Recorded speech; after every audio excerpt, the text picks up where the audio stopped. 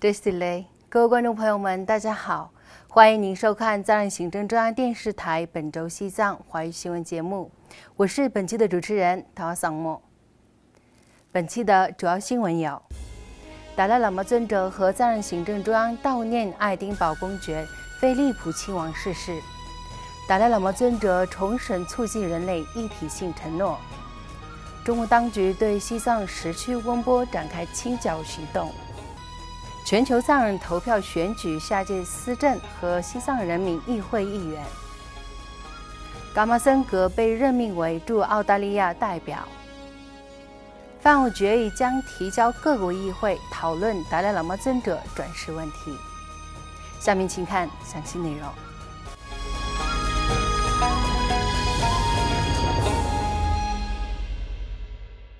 英国王室于本月9日宣布，英国女王伊丽莎白2世的丈夫菲利普亲王于当天上午在温莎城堡逝世，享年99岁。西藏精神领袖达赖喇嘛尊者和藏人行政中央司政洛桑桑格在文心2号后相续致函伊丽莎白女王和查尔斯王子，表示哀悼和慰问。达赖喇嘛尊者在写给女王的调研信中写道：得知您最深爱的丈夫爱丁堡公爵菲利普亲王殿下逝世的噩耗，我感到非常遗憾。在这个悲伤的时刻，我将会为他祈祷，并向女王殿下和逝者的家人表示真诚的慰问。当我们都在缅怀他的时候，引以为豪的是他度过了有意义的一生。而司政洛森桑格在调研信中写道：菲利普亲王殿下是一位杰出的世界领导人，他为世界做出的贡献是深远而多样性的，从全球环保事业到可再生能源的发展，为贫困国家提供教育、医疗、水资源，以及为青年一代的未来创造机会。世界将永远铭记亲王殿下留下的宝贵精神遗产。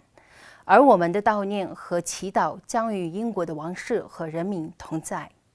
另外，达赖喇嘛尊者于本周一4月12日在印北达仁萨拉的寝宫透过网络视讯参加法国和加拿大的讲座节目，以热爱一个更美好的世界为主题发表演讲，并回答12位年轻影响人的有关人性、希望、同情心以及气候变迁，帮助引导唤醒人们的普遍责任和正念的提问。达赖喇嘛尊者在演讲中谈到，他致力于促进人类更广泛的一体性意识。尊者以自己的例子坦言，当年在西藏时只关心藏人的福祉，但在流亡后才重新认识到全世界的人都是相同的。尊者指出，And the reality, now we have to live together on this planet. Now time come, we should think about humanity, about world. No longer talking my nation, like that. 此外，在西藏东部石区县温波寺19岁僧人丹兹尼玛于今年1月19日遭中共当局酷刑虐待致死后，中国当局在温波镇展开对当地藏人恐吓的行动，包括聚集大批军警在当地展开巡逻演练，以及没收达赖喇嘛尊者法像的所谓清剿行动。2019年11月7日，在西藏东部石区温波寺的僧人丹兹尼玛与其他3名僧人因在当地街头抗议中国在西藏侵犯人权的行为，遭到中国当局的拘捕。随后，丹兹尼玛在关押期间遭受军警的毒打和酷刑折磨，在今年1月19日不治身亡，年仅19岁。在丹兹尼玛遇难后，当地多名藏人在微信朋友圈发布声援和哀悼的消息。与此同时，在今年3月初，中国当局派遣包括武警雪兰突击队在内的大批军警抵达温波镇，在当地街头展开巡逻演练，试图威慑和恐吓当地藏人民众，并拘留和审讯了数名当地藏人。以及强迫当地藏人在一份无谍协议的文件上签字。随后还强行突击搜查了当地藏人民众的住宅，以所谓清剿行动为由，没收达赖喇嘛尊者的法像等物品。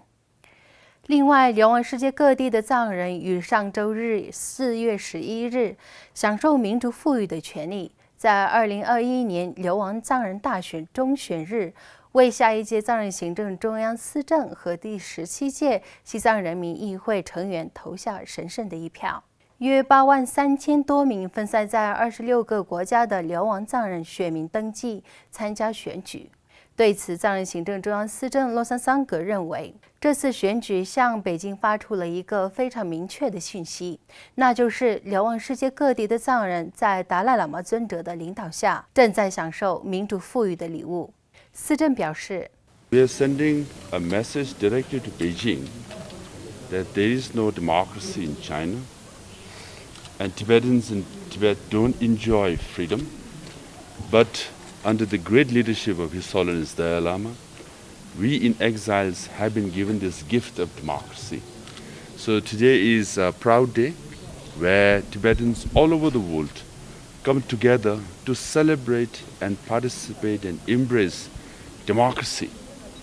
尽管新冠病毒疫情持续肆虐世界各国，但流亡在印度、日本、台湾、比利时、荷兰、法国、西班牙、俄罗斯、瑞士、列支敦士顿、德国、奥地利、意大利等世界各地的藏人民众，在投票日当天踊跃参加了2021年流亡藏人大选的中选活动。在藏人行政中央选举事务署对世界各国的选票进行统计后，选举结果将于5月14日正式公布。而今年的大选是自2011年西藏精神领袖达赖喇嘛尊者将所有政治权移交给民选领导人以来，流亡藏人社区举行的第3次直选。与此同时，藏人行政中央驻澳大利亚办事处于本周三4月14日举行新旧代表交接仪式。新任代表噶玛森格在仪式上正式接替即将离任的代表拉巴措果。澳大利亚藏人社区和非政府团体的代表和办事处工作人员出席了交接仪式。新任代表此前曾担任藏人行政中央教育部秘书长，而离任的代表拉巴措果则被任命为宗教与文化部秘书长。请继续收看今天的最后一则新闻。在立陶宛国会支持西藏小组于上周五4月9日举办的欧洲政治议程上的西藏为主题的网络研讨会上，与会各界代表一致认为，欧洲各国的支持西藏团体争取在各自国家的议会中通过范欧决议，包括欧洲议会支持西藏小组主席米库拉什·佩克萨先生、该小组成员伊莎贝尔·桑托斯女士、藏人行政中央驻布鲁塞尔办事处代表这些平措先生和国际声援西藏运动布鲁塞尔分部欧盟政策总监文森特·梅腾出席了会议，并发表了讲话。与会各界在讨论会上探讨了包括达赖喇嘛尊者的转世问题在内的有关西藏人权状况等广泛的问题。各位观众朋友们，以上就是本期节目的全部内容。欲了解更多有关西藏境内外的讯息，请登录屏幕下方的网址。感谢大家的收看，我们下期节目再会。